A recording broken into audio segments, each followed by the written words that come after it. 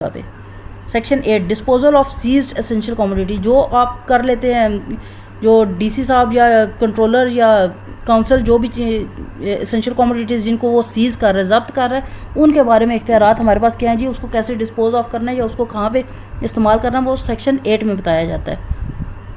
Notwithstanding anything contained in any other law for the time being in force and in addition to the prosecution under the Act, the essential commodities seized under the Act may be sold by an officer who seized the essential commodities on the spot at the prices fixed for such essential commodities under the Act। इस act के section 8 के sub section 1 में सबसे पहले वो क्या कह रहा है, जहाँ पे वो जो चीज़ें सीज़ करेगा वो उसी जगह पे ऑफिसर इंचार्ज मतलब डिप्टी कमिश्नर कह लें, on in case of district और तहसील लेवल पे असिस्टेंट कमिश्नर, वो उसी जगह पे प्राइस फिक्स करके फिक्स प्राइस जो उसने लगाई हुई उस पर वो फौरी तौर पे सीज करने के साथ साथ सेल करने का इख्तियार रखता है। The sale proceeds so collected under subsection 1 shall be deposited in a profit bearing bank account in any scheduled bank empowered by to receive government dues and if the accused person whose essential commodity is sold is। अच्छा, दूसरे में ये क्या कह रहा है कि जितने भी पैसे वो लेगा ना, चीज़ें जो उसने सीज़ की और वो बेच दी हैं, वो सारे पैसे किस बैंक में जमा होंगे, जो कि हुकूमत का रेलिवेंट बैंक जो कि शेड्यूल्ड बैंक है। शेड्यूल्ड बैंक कौन सा होता है, जो ऑथराइज बैंक होता है, उसमें वो पैसे जमा होंगे। ठीक है। Acquittal of an offence the deposited amount shall be release to this said accused person. जिस शख्स का गलती कसूर थी, अब दो चीज़ें होती हैं उस पर फर्दर। ठीक है। वो क्या कह सकते हैं जनाब कि जब उसका बरी हो जाता है वो बंदा, तो उसको वो पैसे दे दिए जाएंगे। Convicted of an offence deposit amount shall be 450 to the government. दो चीज़ें होती हैं, जब वो अशिया सारी उन्होंने सेल की तो उस पर आगे दो चीज़ें होंगी। ठीक है। एक तो ये कि जब उसने जुर्माना अदा कर दिया या उसकी सज़ा पूरी होगी तो उसको वो पैसे सारे दे दिए जाएँ, या ये भी डीसी या कंट्रोलर का इख्तियार है कि वो पैसे सारे सरकार के बनाम रखे। Section number 9 supply of information। Every dealer, importer, producer or seller shall supply to the provincial controller general or any officer authorized by him or controller of prices and supplies such information regarding the production, import, purchase, stock, sale or distribution of any of the essential commodities as the provincial controller general or any officer authorized by him or controller of the prices and supplies may by an order in writing require। जो भी चीज़ें कोई भी seller, producer, importer, exporter कुछ भी कर रहा है ना, उसको किसी भी किस्म की प्राइसेस कंट्रोल कमेटी जो है वो लायबल है उसको हर किस्म की इंफॉर्मेशन देने के लिए। ठीक है। जो अथॉरिटी को इंफॉर्मेशन रिक्वायर्ड होगी, डीलर, इंपोर्टर, प्रोड्यूसर और सेलर वो प्रोवाइड करने के पाबंद है। किस किस चीज़ से रिलेटेड करेंगे, प्रोडक्शन से रिलेटेड इन्फॉर्मेशन देने के पाबंद है, इंपोर्ट कि कहाँ से वो चीज़ें मंगवा रहे हैं उससे रिलेटेड, परचेज़ के कहाँ से वो चीज़ें ख़रीद रहे हैं, कितना स्टॉक ले रहे हैं, कितनी सेल कर रहे हैं और कितनी डिस्ट्रीब्यूशन कर रहे हैं। ठीक है। कितनी तकसीम कर रहे हैं और किस रेट पे तकसीम कर रहे हैं, इन सारी चीज़ों की इन्फॉर्मेशन देने के वो पाबंद है। कौन पाबंद है जनाब, डीलर, इंपोर्टर, प्रोड्यूसर और seller.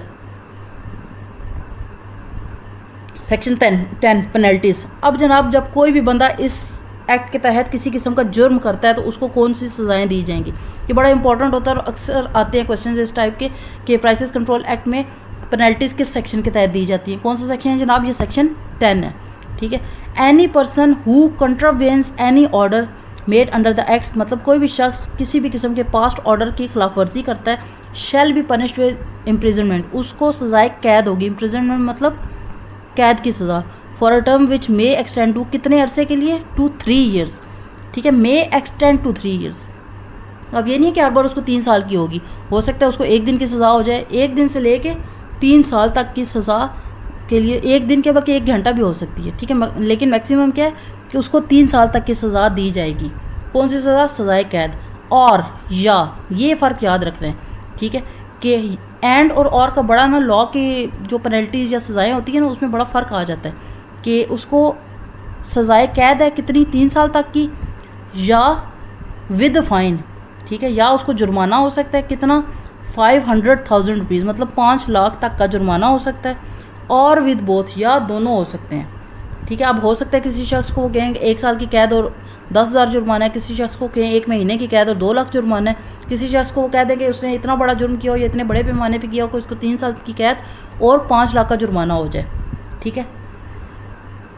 Any person convicted for an offence punishable under the act, जो भी शख्स इस एक्ट के तहत एक दफ़ा सज़ा याफ्ता हो जाएगा। इफ़ कन्विक्टेड अगेन, अगर वो दोबारा यही जुर्म करता है और मुजरिम साबित हो जाता है तो क्या किया जाएगा, शैल नॉट बी, उसको दोबारा पनिशमेंट होगी, ठीक है। The punishment under subsection 1 shell not be less than 1 month, ठीक है। पहली दफ़ा तो ये है ना कि 3 साल तक, उसमें 2 दिन 3 दिन 1 हफ्ता भी हो सकती है, लेकिन दूसरी दफ़ा जब वो किसी जुर्म इसी एक्ट का मुजरिम होगा तो वो क्या होगा, उसको कम से कम 1 महीने की सज़ा होगी या जुर्माना होगा जो कि कम से कम 40,000 होना चाहिए। पहले तो ये तो हो सकता है 10,000 हो जाए, हो सकता है 5,000 हो जाए, लेकिन दूसरी दफ़ा उसी केस में अगर किसी केस में वो बंदा फंसता है तो उसको कम से कम 1 महीने की सज़ा होगी कैद की, उसके अलावा कम से कम उसको 45,000 का जुर्माना होगा या दोनों होंगे। And the business premises of such person may also be sealed for a maximum period of 7 days, और 7 दिन तक उसका जो बिज़नेस एरिया या उसके कारोबार की जो जगह है, उसकी दुकान होगी, उसका वेयर हाउस हो गया, उसका स्टोर हो गया, उसकी फैक्ट्री होगी, उसकी इंडस्ट्री होगी, वो 7 दिन तक बंद रखी जाएगी, सील कर दी जाएगी। Section 11 cognisance of offences, the offence under the act shall B cognisable and non bailable, ठीक है। अब कॉग्नाइजेबल क्या होता है, कॉग्निजेबल या कॉग्नाइजेबल दोनों लफ्ज़ यूज़ होते हैं, ठीक है।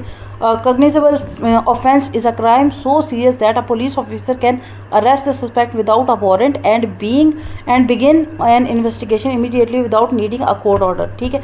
अक्सर होता ये कि बगैर वारंट के गिरफ्तारियाँ नहीं होती, लेकिन कॉग्निजेबल या नॉन बेलेबल जो ऑफेंस होते हैं उनमें क्या किया जाता है, उनमें जनाब ऑन स्पॉट बगैर वारंट के गिरफ्तारी का इख्तियार होता है अफसर को, और वो क्या कर सकता है, फौरी तौर पे इन्वेस्टिगेशन स्टार्ट कर सकता है, और उसके लिए उसको कोर्ट के ऑर्डर की ज़रूरत नहीं होती। और नॉन बेलेबल कौन से होते हैं, जो जिनमें ज़मानत नहीं मिल सकती। अपील का इख्तियार जनाब सेक्शन नंबर 12 देता है। एनी प्रोड्यूसर, डीलर, इंपोर्टर और seller if aggrieved by an order of the controller of the price and supplies may prefer an appeal within 7 working days of the passing of the such order to the divisional commissioner and the order passed by such divisional commissioner shall be final। अच्छा, एक कोई भी DC वगैरह है, deputy commissioner है, let's suppose deputy commissioner किसका होता है, ज़िले का होता है, फिर डिवीजन्स बन जाते हैं, ठीक है। पाकिस्तान पंजाब जैसे पूरा जो है ना वो 10 डिवीजन्स पे मुश्तमिल है। अगर डिप्टी कमिश्नर ने किसी किस्म की आपको सज़ा दी है और आपको लगता है कि वो गलत सज़ा है, तो आपके पास इख्तियार है कि आप सज़ा का या ऑर्डर जो जारी हुआ है उसके 7 दिन के अंदर अंदर आप क्या कर सकते हैं, डिवीजनल कमिश्नर को दरख्वास्त दे सकते हैं, और उस केस में डिवीजनल कमिश्नर जो भी फैसला सुनाएगा वो उसका हतमी और फाइनल फैसला कंसिडर किया जाएगा। एनी प्रोड्यूसर, डीलर, इंपोर्टर और seller if agreed by any order by the of the provincial controller general, सूबाई सतह पे अगर वो किसी से नाखुश है, ठीक है, और उसको लगता है कि ये ऑर्डर गलत हुए हैं, तो वो क्या करेगा, may prefer an appeal within 15 working days of the passing of order. अगर सूबाई सतह पर कोई ऑर्डर आया तो वो क्या कर सकता है, वो 15 दिन के अंदर अंदर अपील कर सकता है। किसको करेगा, appellate committee constituted by the council. वो जो हमने सेक्शन नंबर 3 में एक एपेलेट कमेटी पढ़ी थी ना, सब सेक्शन 1 में, कि कमेटी का सरबराह ये होगा, मिनिस्टर फलाना फलाना फलाना मेंबर होंगे, और फिर सेक्रेटरी फलाना फलाना फलाना मेंबर होंगे, और उसको वो 15 दिन के अंदर अंदर वर्किंग डेज़, ठीक है, 15 वर्किंग डेज़ के अंदर अंदर दरख्वास्त दे सकता है कि मेरे साथ नाइंसाफ़ी हुई है, ये ऑर्डर गलत हुए थे। फिर जो एपेलेट कमेटी जो भी डिसीजन करेगी वो फाइनल डिसीजन होगा, ठीक। 13 अटैम्प्ट्स एंड अबैटमेंट्स, ठीक है। Any person who attempts to contravene, कोई भी बंदा जो बीच में अपनी टांग अड़ाने की कोशिश करता है, इंटरवेन करता है, कॉन्ट्रावेन करता है, या अपने उसमें इख्तियार इस्तेमाल करने की कोशिश करता है। और अपैटमेंट क्या होता है, किसी के साथ शमूलियत इख्तियार करना या किसी को किसी काम में मदद फराहम करना, ठीक है। Any order made under the action shall be deemed to have contravened in the order, उसको क्या कहा जाएगा कि उसने इस एक्ट की खिलाफ वर्जी की गई है। Provided that a person who buys an essential commodity for his personal consumption और use and not for sale, he shall not be deemed to have abetted the contravention of such orders, ठीक है। Other than that क्या है कि अगर किसी शख्स ने अपनी ज़ाती इस्तेमाल के लिए कोई चीज़ ले ली है या इस्तेमाल कर रहा है उसको, तो उसको इस मद में सज़ा के काबिल नहीं समझा जाएगा, या उसको नहीं कहा जाएगा कि उसने किसी किस्म की आनत की है। आनत करना क्या होता है, किसी के साथ शमूलियत इख्तियार करना या किसी की मदद फराहम करना। 14 offences by the corporations, corporation क्या इंडस्ट्रीज जो होती हैं। If the person contravening an order made under this act is a company, अगर कोई कंपनी इस एक्ट के तहत जारी अहकामात की खिलाफ वर्जी करती है, और अदर बॉडी कॉर्पोरेट और अ पार्टनरशिप यानी 2 या 2 से ज़्यादा पार्टनर्स के साथ मिल के वो कोई काम कर रहे हैं, और other body of the individuals, या इंडिविजुअल्स जो हैं उन्होंने मिल मिला के एक कमेटी सी बनाई हुई है या बॉडी बनाई हुई है या कोई बिजनेस रन कर रहे हैं। Every director, manager, secretary, member और अदर ऑफिस और agent thereof shall unless he proves that the contravention took place without his knowledge or that he exercised all due diligence to prevent such contravention, be deemed to be guilty of such contravention. Contravention क्या होता है जनाब? इख्तियारात में रुकावट का सबब बनना। अब ये क्या कह रहे हैं, पहले तो हमने कहा है अगर एक कोई इंडिविजुअल करता है तो उसको 3 साल तक की कैद होगी, उसको जनाब हमारे पास 5 लाख तक का जुर्माना होगा। लेकिन अगर कोई कंपनी है, कंपनी देखें एक हायरार्की होती है, एक ऑनर होता है, एक सीईओ होता है, एक मैनेजर होता है, एक मैनेजर ऑपरेशंस होगा, उसके अंडर भी 5-10 लोग होंगे। अब वो क्या कह रहे हैं, अगर कोई कंपनी इसकी खिलाफ वर्जी करती है एक्ट की, तो उस कंपनी के ऑनर से लेके शमूलियत तक के बाइख्तियार जितने लोग हैं उन सब को कंट्रवेंशन के मद में सज़ा दी जाएगी। कब तक? जब तक वो बंदा ये साबित नहीं कर देता कि भाई मेरी इसमें गलती कसूर नहीं है या मेरा रोल नहीं है इस एक्ट में।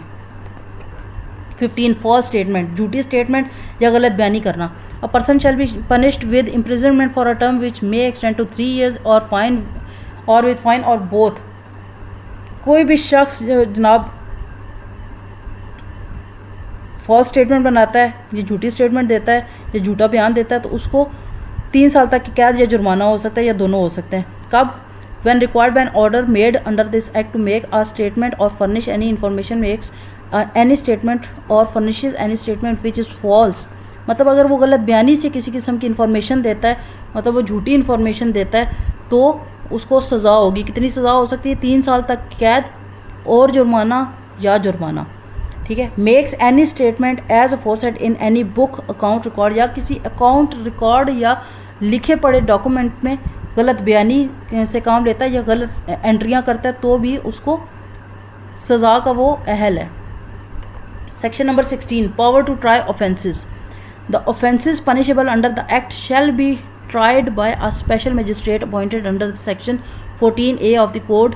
कोड कौन सा? Criminal procedure code. इधर इन अ समरी मैनर और as provided in section 262, 265 of the criminal of the code under chapter 20 of the code. अब जनाब इसमें ये क्या कह रहा है कि इसमें जितने भी कोई भी किसी ने जुर्म किया है तो वो किसके सामने ट्रायल होगा? Special magistrate. ठीक है, हमारे हर ज़िले में स्पेशल मजिस्ट्रेट एक बैठता है, उसके सामने इसका ट्रायल होगा या उसके सामने ये मुकदमा चलेगा। If a special magistrate has reason to believe that any offence punishable under the act has been committed by any person, he may enter the place और premises where the offence has been committed and try the offences as provided in the subsection 1।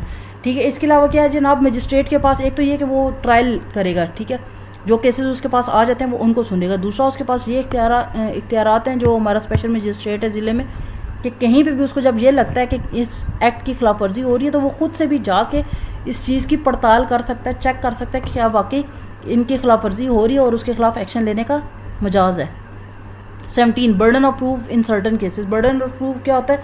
बारे सबूत फ्राहम करने की जिम्मेदारी किसकी होगी? Where any person is prosecuted for contravening any order made under the act which prohibits him from doing an act और being in possession of a thing without lawful authority और without a permit, license or other document, the burden of proving that he has such authority, permit, license or other document shall be on him। जो शख्स पकड़ा जाता है बगैर किसी licence के, बगैर किसी अथॉरिटी के या बगैर किसी डॉक्यूमेंट्री प्रूफ के कि वो फलां चीज़ को सेल कर सकता है, परचेज़ कर सकता है, उसके डिस्ट्रीब्यूट कर सकता है, उसको इंपोर्ट कर सकता है, मतलब उसको इख्तियारात हासिल हैं इस चीज़ से डील करने के। अगर उसके पास उस वक्त डॉक्यूमेंट नहीं निकलता तो वो खुद जिम्मेदार है ऐसा डॉक्यूमेंट प्रोवाइड करने का। 18, protection of action taken under the act. No suit, protection or other legal proceedings shall lie against Provincial Controller General or any officer authorized by him or controller of the prices and supplies for anything which is in good faith done or intended to be done in pursuance of any order made under the act। इस act के तहत किसी किस्म की कोई कार्रवाई की जाती है तो और नेक नीयती से करने का, अगर कोई अफसर कहता है कि मैंने नेक नीयती से ये कार्रवाई की है तो उसकी कोई बंदा पूछगछ नहीं कर सकता। उसको ये प्रोटेक्शन हासिल है कि वो कोई भी कार्रवाई करेगा तो उसको इस्तिस्ना हासिल है कि उससे कोई पूछगछ नहीं की जाएगी। Section 19, power to make rules. कवानीन ज़वाबित बनाने के इख्तियारात किसके पास हैं? The government may by notification in the official gazette make rules for carrying out the purpose of the act. ठीक है, इस एक्ट के बारे में जितने भी कानूनी और ज़वाबित बनाने के इख्तियारात वो किसके पास है? गवर्नमेंट से मुराद किया Punjab government. Power to frame regulations subject to the act and the rules the council may by notification in the official gazette frame regulations। ठीक है, रेगुलेशंस बनाने के देखें, रूल्स बनाने के इख्तियारात किसके पास हैं? सरकार के पास, गवर्नमेंट ऑफ पंजाब के पास। ठीक है, वो ऑफिशियल गजट में नोटिफिकेशन के ज़रिए कोई भी रूल्स बना सकती है। ठीक है, रेगुलेशंस कौन बना सकता है? रेगुलेशंस बना सकता है काउंसिल। ठीक है, वो भी किसके ज़रिए बनाएगा? वो भी ऑफिशियल गजट में नोटिफिकेशन के ज़रिए रेगुलेशंस बनाएगा। 21 पावर टू अमेंड शेड्यूल, इस शेड्यूल में तब्दीलियां लाने के इख्तियारात किसके पास हैं?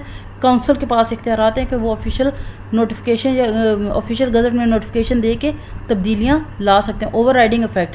ठीक है, ओवर राइडिंग इफेक्ट क्या होता है कि अगर कोई और बड़ा या पहले से जो लॉ चल रहा है वो आ जाए और उसके सामने ये भी आ जाए, तो दोनों में से कौन सा इंप्लीमेंट होगा? Any order may under the act shall have effect notwithstanding any inconsistent therewith contained in any enactment other than the act or any instrument having effect by virtue of any enactment other than the act। इस act के सामने कोई भी और act आ जाए, ठीक है, let's suppose इसमें कोई इख्तियारात हैं तो वही इख्तियारात किसी और एक्ट में भी आते हैं, तो दोनों में से इस एक्ट को प्रेफरेंस दी जाएगी। ओवर राइडिंग इफेक्ट किसके पास है?